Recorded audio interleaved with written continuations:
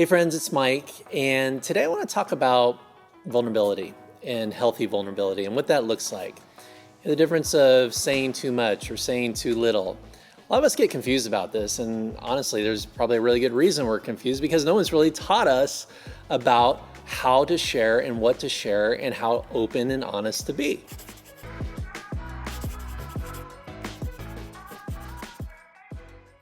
So let's start with kind of the fundamental problems of vulnerability and a lot of things that we see in our society. Because basically, when it comes to sharing and openness, it kind of looks like two different ways. Number one, there's oversharing.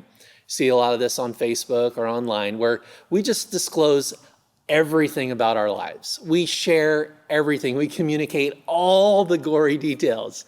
And obviously, we know that probably is not the best way to do vulnerability.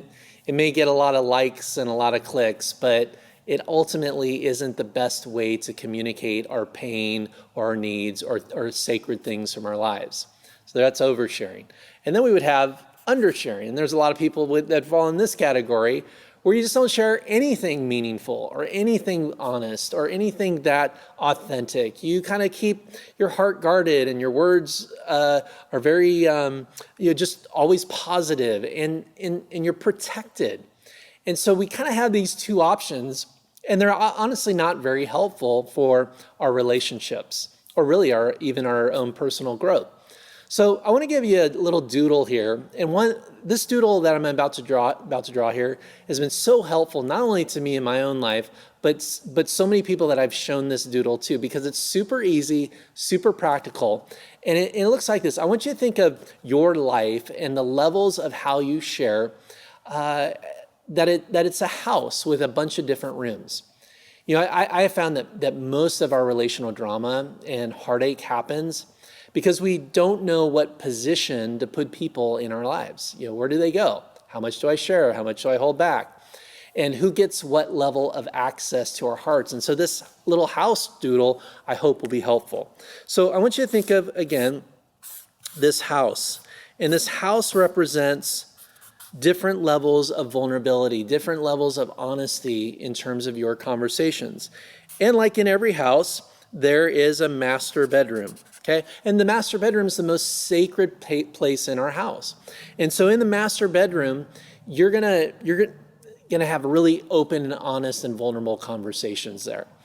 But here's the thing with the master bedroom. You don't let everybody into the master bedroom. Only safe, trusted people get to come into the master bedroom because it's vulnerable, right? If the UPS man knocks on your door and he has a package for you, you're not going to take him up to the master bedroom. You're not going to say, "Hey, come see here's my bathroom, here's where I sleep." No, like that would be inappropriate. But we do this all the time with relationships. We bring too many people into the master bedroom when really it should be very select few, trusted people, safe people.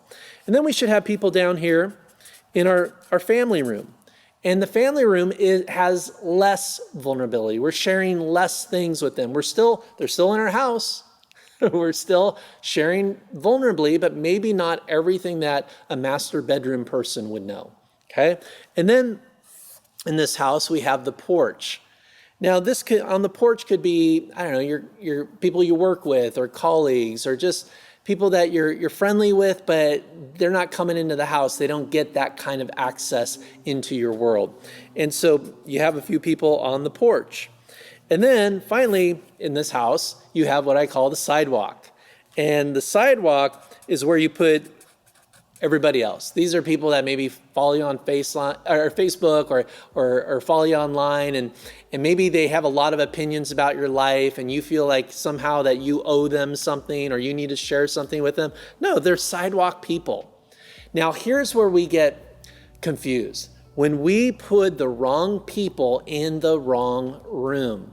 So as you think about your life, as you think about what you're sharing and how you're sharing and your level of openness and vulnerability, do you have the right people in the right room? Sometimes we think because somebody's genetically related to us, otherwise known as family, that family has to be in the house. They have to be in the family room or in the master bedroom. Biggest mistake I see people make is putting their parents in their master bedroom when really the parents should be in the family room. Making sure that you don't feel guilty or pressure to put people or disclose things to people that you don't feel comfortable with. Sometimes you'll be in somebody's master bedroom, they share a lot of things with you, and you think, well, oh gosh, if I'm in their master bedroom, I gotta share a lot of stuff with them. You don't have to. You organize the house, organize the porch, put the people on the sidewalk, put them where they need to be that works for you, and then share the different levels of communication. So the other thing we have to be aware of is sometimes there's people that are knocking on our door, wanting in. They're like, let me into the house. I need to know.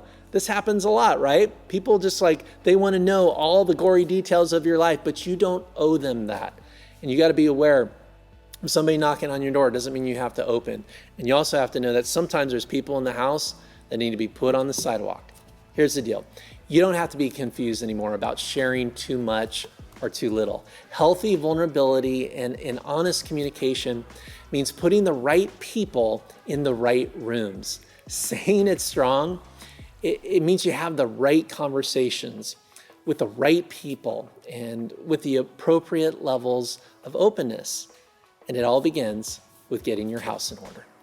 Hey guys, if that house tool has been helpful to you, I bet it's probably helpful to somebody else. Take a moment, share it with somebody else, and I look forward to seeing you next time.